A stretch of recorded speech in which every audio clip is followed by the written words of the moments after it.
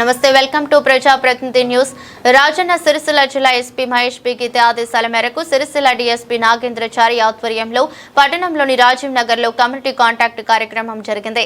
ఈ సందర్భంగా సరైన పత్రాలు, నంబర్ ప్లేట్లు లేని 60 ద్విచక్ర వాహనాలను స్వాధీనం చేసుకున్నారు. నిబంధనలకు విరుద్ధంగా బెల్ట్ షాప్ నిర్వహిస్తున్న వ్యక్తిపై కేసు నమోదు చేసి 3 లీటర్ల మద్యం స్వాధీనం చేసుకున్నారు. అనుమానిత వ్యక్తులను తనిఖీ చేసి వారి వివరాలను సేకరించారు. కాలనీలో స్వీయ రక్షణ కోసం సీసీ కెమెరాలు ఏర్పాటు చేసుకోవాలని, అనుమానిత వ్యక్తులు కనిపిస్తే వెంటనే పోలీసులకు సమాచారం ఇవ్వాలని డీఎస్పీ సూచించారు. అసాంఘిక చట్ట వ్యతిరేక కార్యకలాపాలకు పాల్పడితే కఠిన చర్యలు తీసుకోవాలన్నారు. కార్యక్రమంలో పట్న సీఐ శ్రీనివాస్, ఎస్ఐలు నాగరాజు, గణేష్, రంజిత్, ఆర్ఎస్ఐ శ్రీనివాస్ ఉన్నారు.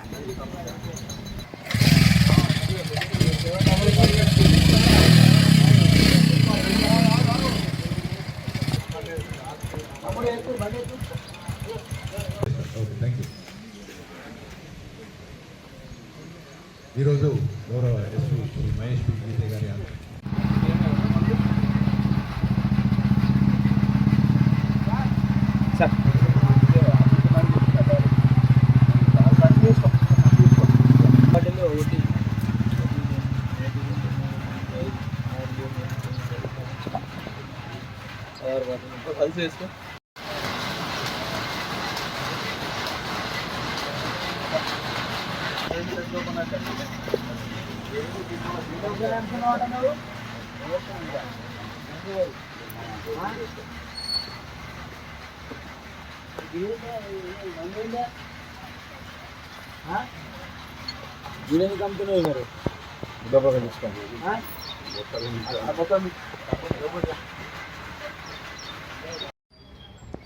ఇంటి పెద్ద మీరే కదా, మీరే చేయండి, మేము ఎట్లా చేయాలా?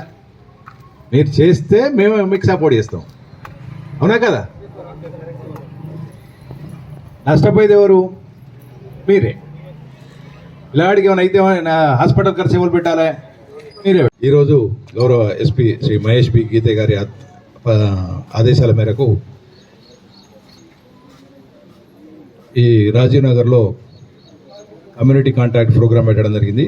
ఇందులో దాదాపు ఒక 60 నెంబర్ ప్లేట్ లేని బండ్లు, అంటే డాక్యుమెంట్ లేని బండ్లను సీజ్ చేయడం జరిగింది. వీళ్ళని అన్ని విచారణ చేస్తాం. తర్వాత ఒక బెల్ట్ షాపు పట్టుకోవడం, మందు కూడా పట్టుకోవడం జరిగింది. తర్వాత ఇక్కడ ప్రజలతోటి మాట్లాడడం జరిగింది. ఇక్కడ ఉన్న సమస్యలను తెలుసుకొని ఈ సమస్యల పట్ల పోలీసులు ఎట్లా స్పందిస్తారు అనే దాని మీద నిర్ణయం తీసుకోవడం కోసం వాళ్ళతో మాట్లాడడం జరిగింది. అంటే ఇక్కడ ఉన్న సమస్యలను పోలీసు మా పద్ధతిలో మేము కంట్రోల్ చేస్తాం. తర్వాత ప్రతి ఒక్కరికి రిక్వెస్ట్ ఏంటంటే ఎవరైనా కూడా డాక్యుమెంట్ లేని వెహికల్ కొనద్దు. తర్వాత తప్పుడు ఏమైనా బండ్లు దొంగతనం అవుతున్నాయి, బండ్లు తక్కువ ధరకు వస్తున్నాయని కొనుక్కోవడం అట్లాంటి ఏమైనా చేస్తే మళ్ళీ ఏమైనా మీకే ప్రాబ్లం అవుతుంది. కాబట్టి ఇప్పుడు ఇట్లాంటి వాటికి ఒకసారి చూస్తాం. ఇది చూసిన తర్వాత వీటికి డాక్యుమెంట్స్ ఏమైనా ఉంటే మళ్ళీ వాళ్ళకి రిటర్న్ ఇస్తాం. లేని వాటిని మాత్రం కేసులో పెడతాం. ఇట్లాంటి సహకరించినందుకు దీనికి దాదాపు ఒక 40 మంది పోలీసులు, ఇన్స్పెక్టర్ సిరిసిల్ల శ్రీనివాస్ గారి ఆధ్వర్యంలో 5 ఎస్ఐలతో పాటు కాంటాక్ట్ చేయడం జరిగింది.